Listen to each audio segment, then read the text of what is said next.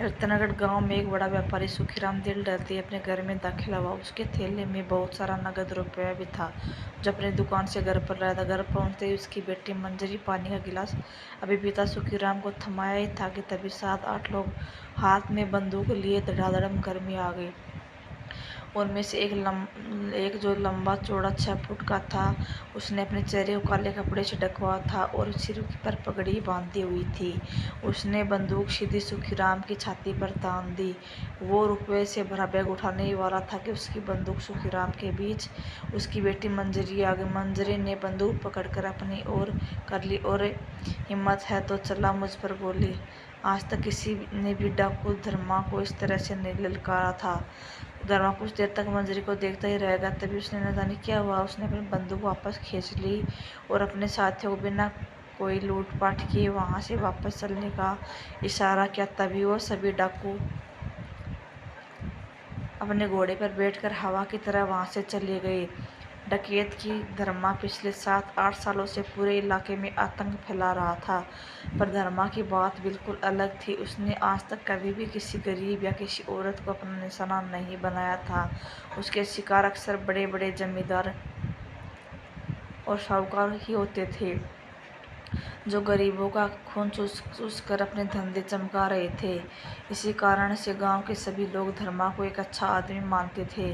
धर्मा के गिरोह में कुल 8 लोग ही थे और वो सभी जंगल के बीचों बीच ही रहते। तभी सुखीराम घर से खाली हाथ आने के बाद एक गिरोह साथी ने धर्मा से कहा कि हम पहली बार बिना डाका डाले ही वापस आए हैं, ऐसा क्यों किया? धर्मा के पास इस सवाल का कोई जवाब नहीं था। उसकी आंखों के सामने तो बस सुखीराम की लड़की मंजरी का वो निडर चेहरा ही घूम रहा था। ऐसा लग रहा था कि अभी मंजरी उसके सामने खड़ी है।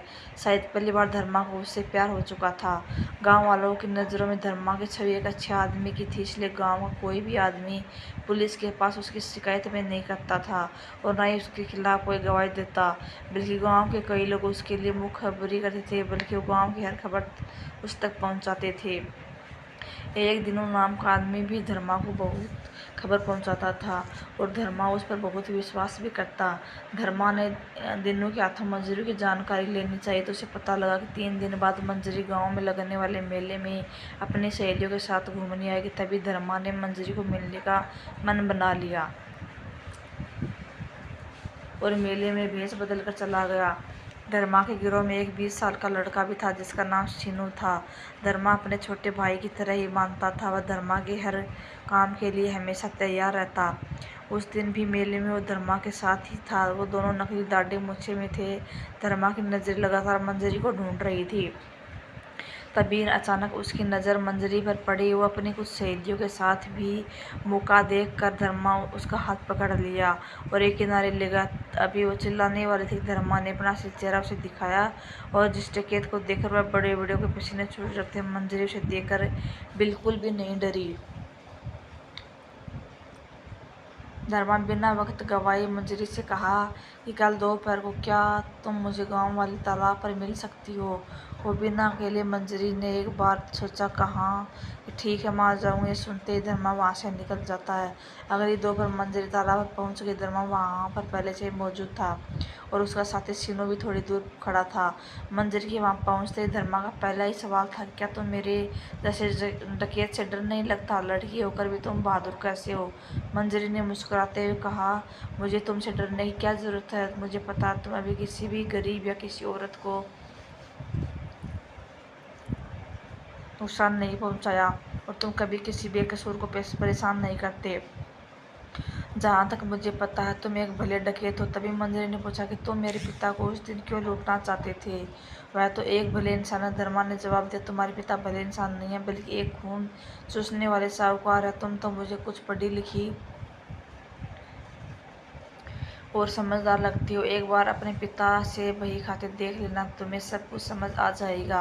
खैर छोड़ो, मैं तुम्हें यहाँ इसलिए बुलाया क्योंकि मैं तुम्हें बताना चाहता हूँ कि मंजरी, मैं तुम्हें बहुत चाहता हूँ और पता नहीं क्यों तुम मुझे हर जगह नज़र आ रही हो। तुम्हारे बिना मेरा मन नहीं लगता। मुझे तुमसे बेहद प्यार हो चुका है। क्या तुम मुझसे जैसे डकैत से शादी करोगी?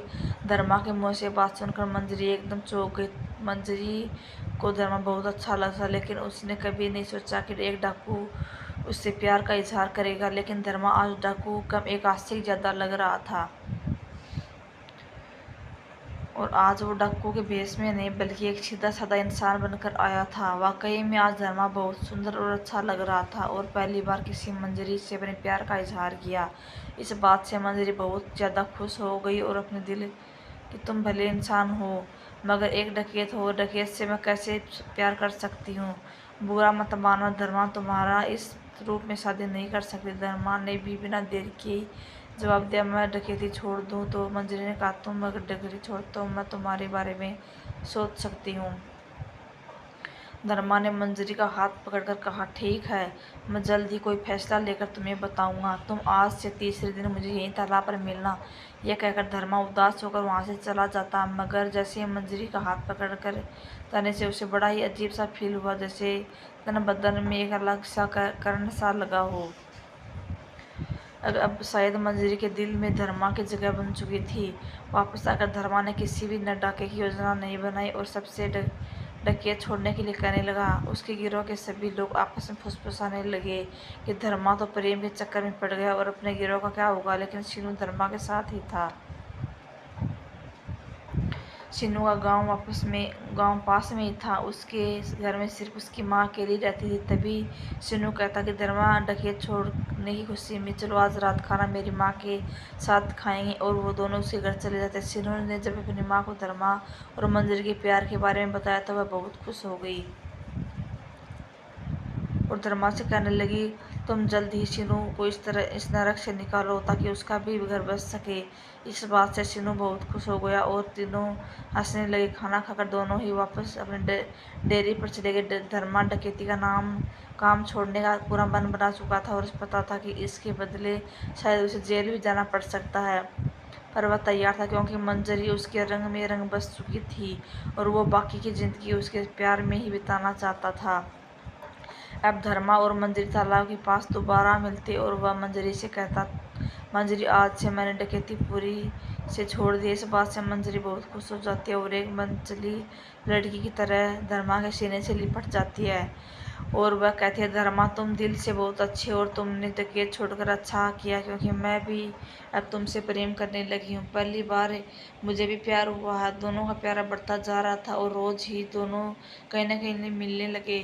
मंजरी धर्मा को पूरी तरह से मान चुकी थी, यहाँ तक कि धर्मा एक मंदिर में मंजरी की मांग भी भर दी। दोनों बहुत खुश थे। समय बीतता गया। एक दिन मंजरी ने पूछा कि धर्मा तुम इतने अच्छे इंसान हो, फिर तुम डकैत क्यों बन गई? तब धर्मा कहता, एक बूढ़े जमींदार के पास मेरे पिता मजदूरी करते थे। उस जमींदार के पास मजदूरी करते करते मेरे पिता की मौत हो गई और माँ भी उस सदमे में चल बसी। फिर मुझे पता लगा कि उस जमींदार ने झूठी बुनियाद पर मेरे ईमानदार पिता को फंसवा दिया था। बस उस जमींदार से बदला लेने के लिए मैंने बंदूक उठा ली और बाद में बंदूक कभी नहीं छोड़ पाया। फिर मुझे मिल गया और मेरे जीने की इच्छा फिर से जाग गई। एक दिन अचानक मंजरी के पिता को भनक लग गई कि उसकी बेटी धर्मा के प्यार में पड़ चुकी है। उन्होंने कोतवाली में जब पुलिस को खबर कर दी तो 2 दिन बाद जब फिर से मंजरी और धर्मा तालाब पर मिले पहुंचे और जैसे धर्मा व शीनू वहां से वापस लौटने लगे, वैसे पुलिस ने उनको घेर लिया और इतना कि पुलिस गोलीबारी में धर्मा का साथी शीनू मारा गया। उस गोली सीधी शीनू के सीने में को आर पार होकर गई। इसके बाद एक गोली धर्मा के बाजू पर भी लग गई। धर्मा अपनी जान बचाकर जंगल में भाग गया। उसके नहीं पता था कि शीनू मारा गया। उसे लगा शीनू कहीं छुप गया होगा। अब घायल धर्मा जैसे तैसे अपने डेरे पर पहुंच गया। धर्मा की ऐसी हालत देखकर उसके साथियों ने उसका इलाज तो किया, लेकिन जब सब आपस में योजना बना लिया कि धर्मा अब लड़की के प्रेम के चक्कर में पड़ गया है, मगर इसे पुलिस ने पकड़ लिया था, हमसे फंसवा देगा। कबीले के सामने धर्मा को मारने की हिम्मत तो किसी की भी नहीं थी। इसलिए उन्होंने सोचा कि अगर किसी को धर्मा रास्ते से हटाना हो। तभी धर्मा को पता लगा कि शीनू पुलिस को गोली से मारा गया। तभी उसने शीनू घर जाने का फैसला किया और अपने दोस्त शीनू की मौत के बाद वह एक बार उसकी माँ से मिलना चाहता था। जैसे ही धर्मा शीनू की माँ के पास पहुंचा तो शीनू की माँ रोती बिलखती हुई धर्मा के दरवाजे पर ही रोक दिया और खूब रोती कहने लगी, तू ही है मेरे शीनू का हत्यारा। न तो उस लड़की के चक्कर में पड़ता और न ही मेरा बेटा पुलिस की गोली से मारा जाता। तू यहाँ से एक माँ की बदुआ लगी तुझे, तू हत्यारा है मेरे बेटे का। ये सुनते धर्मा के सीने में मानो सैकड़ों गोलियां एक साथ धस गई हो। तभी धर्मा की आंखों में आंसू लिए बिना कुछ बोले मन वहां से चला गया। तभी उस मंजरी को तालाब पर मिलने का संदेश भिजवाया। तो जल्दी से मंजरी वापस हुई। धर्मा का सिर भारी हो रहा था, उसने का सीना फटा जा रहा था। वह मंजरी की गोद में रख कर धर्मा खूब रोया। उसकी माँ सीनू की माँ चीखें सुनाई दे रही थी। उसकी बद्दुआ उसके कलेजे को फाड़ने को तैयार भी थी। धर्मा कह रहा था कि मंजरी शायद मेरा बचना मुश्किल है, तुम किसी और से शादी कर लेना, पता नहीं मेरी सांसें क्यों रुक रही हैं। मंजरी ने मुस्कुराते हुए कहा, धर्मा तेरे सिवा मंजरी किसी और की नहीं हो सकती, ये बात याद रखना। तभी धर्मा लेटे लेटे ही मंजरी को अपने सीने से लगा लेता और उसी समय मौत हो जाती। दरअसल जब धर्मा अपने कबीले से खाना खाकर निकला तब उसकी गिरोह के बाकी साथियों ने खाने में जहर मिला दिया था ताकि धर्मा को रास्ते से हटा सके। धर्मा की मौत के मानो जैसे मंजरी को दुखों का पहाड़ टूट गया हो।